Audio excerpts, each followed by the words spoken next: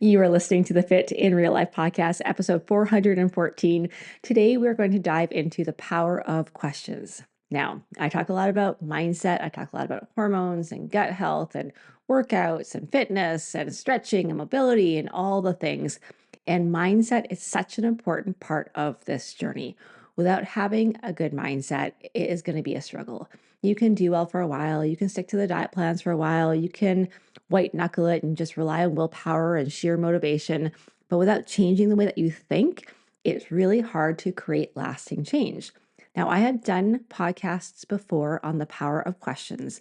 I highly encourage you to go through episodes 343, where I walk you through 10 questions to change your life, episode 223, which is called Make Weight Loss Easier with these questions. I also really love episode 403, which is, or so 406, which is 7 questions to ask if you're feeling overwhelmed and stressed. Questions are powerful. Questions can change your life. They've changed my life. They've changed the life of the hundreds, thousands of others I worked with. Questions they don't attack, they don't judge, they don't assume. They evoke curiosity. And more importantly, they get you to bring forward your higher thinking brain, that part of your brain that actually cares about your future self, instead of relying on that part of the brain that just wants the chips and the chocolate and the wine in the moment. So today, what I want to dive into though are a couple of questions that we sometimes ask ourselves that don't lead us in the direction that we want to go. So, for example, if you ask yourself questions like, why is it so hard for me to lose weight? You are going to focus on all the reasons why it's so hard to lose weight. And if you ask yourself that question, your brain is going to go to work to answer it. That's what the brain does. So we have to be very intentional with the questions that we ask ourselves and also how we ask ourselves those questions.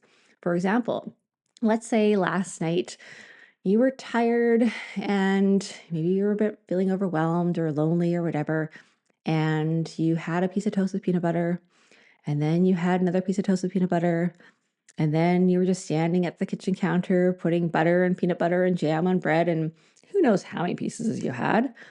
And then you go to bed saying, oh, why did I do that? Why did I screw up again?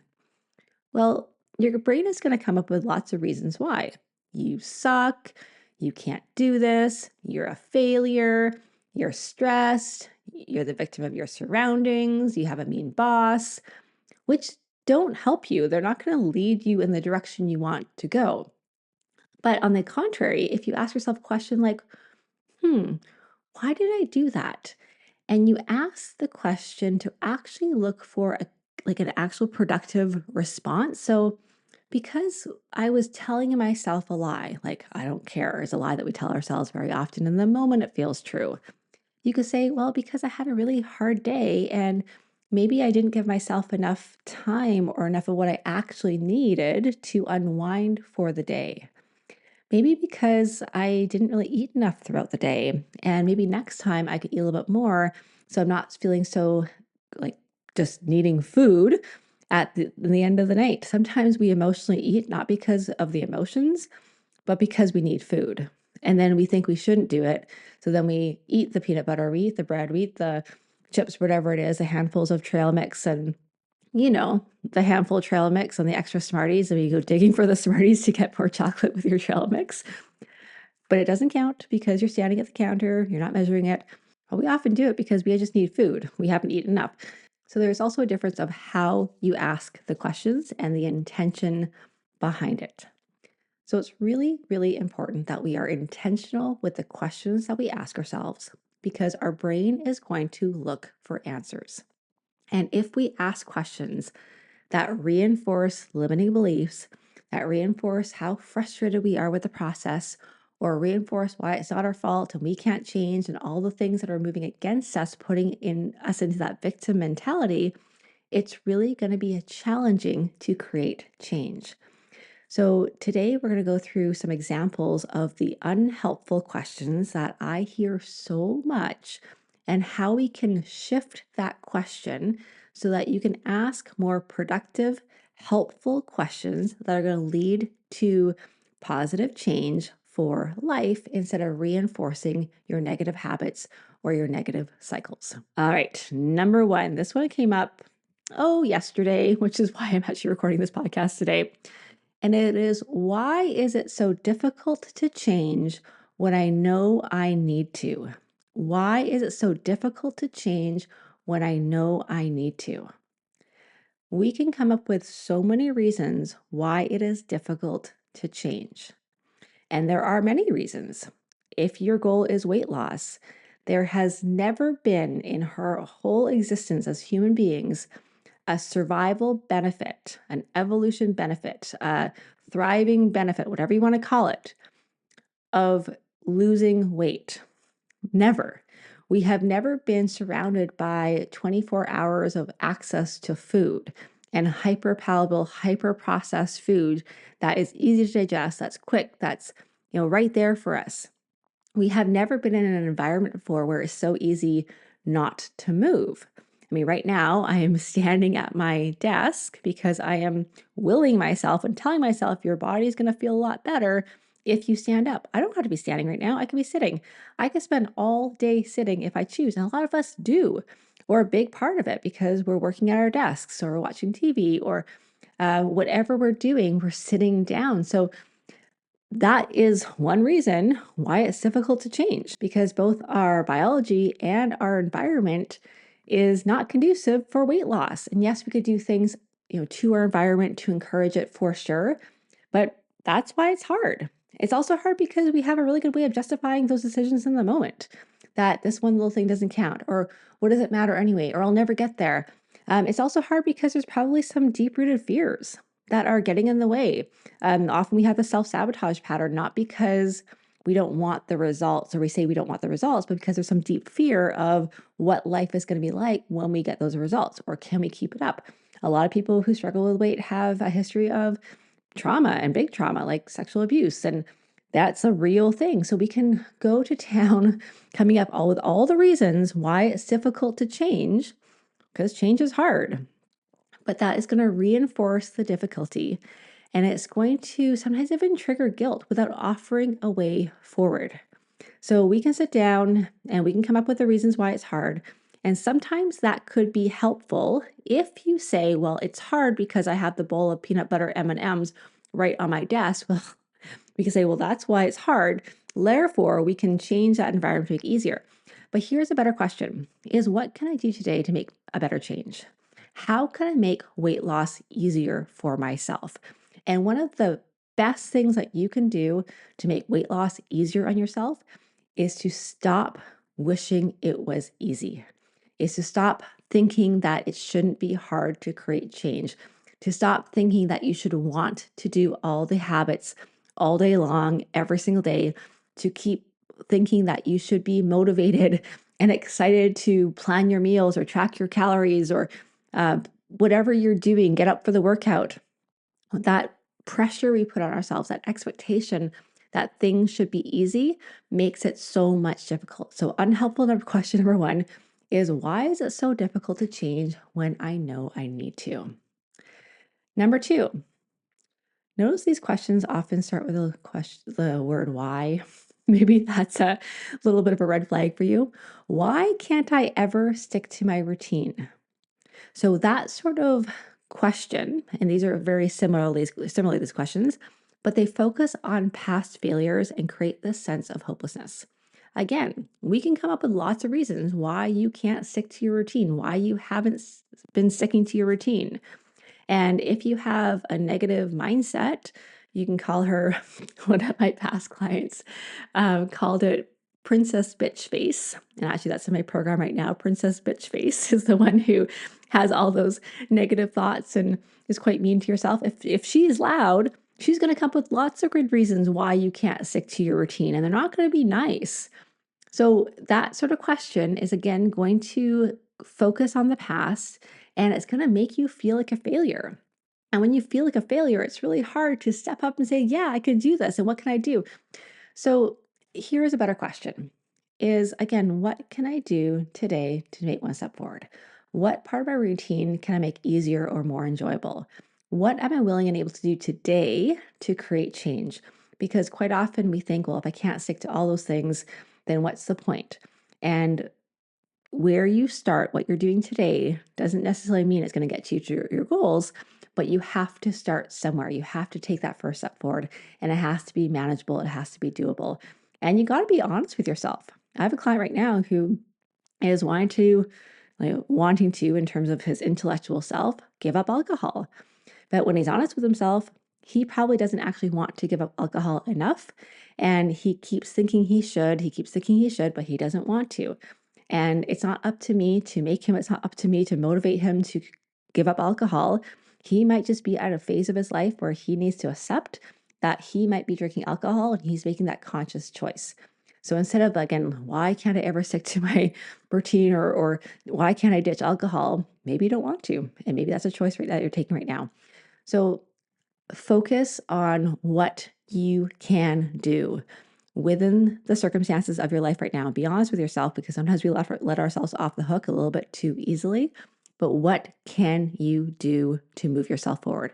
What small step can you do today that will help you to make progress towards your goals? It shifts your focus to problem solving. It also shifts to a little bit of self compassion, perhaps, instead of just rolling around in the dirt and all the reasons why in the mud and why you suck. It's not helpful. Number three, why is everyone else able to succeed, but I can't? Or why is it so much easier for everyone else to lose weight, to be consistent, but I can't? Here's why this is unhelpful.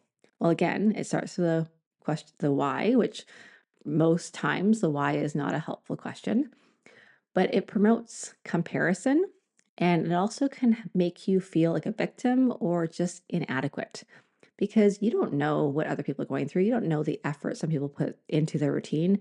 And then we think, well, I can't do it because, I have 4 kids and she doesn't, or because my spouse is not as supportive and his is, or I can't do it because my knees are a little bit sore. And if I could run, everything would be a lot easier. I'd be able to lose weight. We just focus on the barriers. And it's going to promote that comparison. We're going to again feel like the victim. We're going to feel like we have all the cards stacked against us, which is not true, instead of focusing on what you can do.